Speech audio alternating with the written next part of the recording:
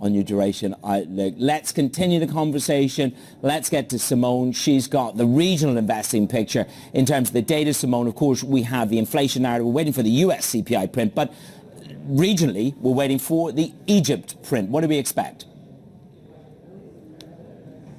Yeah, that's right. Economists expect that inflation is going to continue to accelerate in the month of September after hitting 14.6% in August. That was already the highest number that we had seen for inflation since November 2018. We expect this to come on the back of rising food and beverage costs.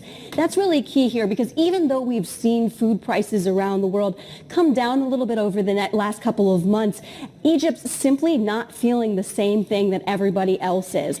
And when you look at the market picture and where the reaction could be, we're going to be very closely watching the Egyptian pound. We have a GTV Go showing what has happened there recently. Investors expect the pound to continue devaluing over time, but we've really seen that pick up. The weakest offshore market print back on Tuesday. We could see that affected if we see higher inflation numbers coming through.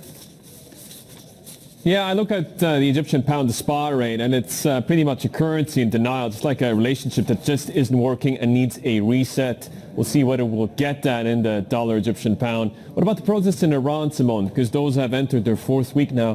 What's the latest?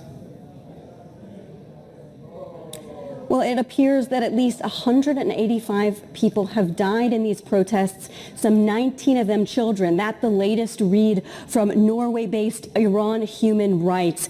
These protests, again, sparked by the death of Mahsa Amini, a 22-year-old who was detained by morality police and died in custody.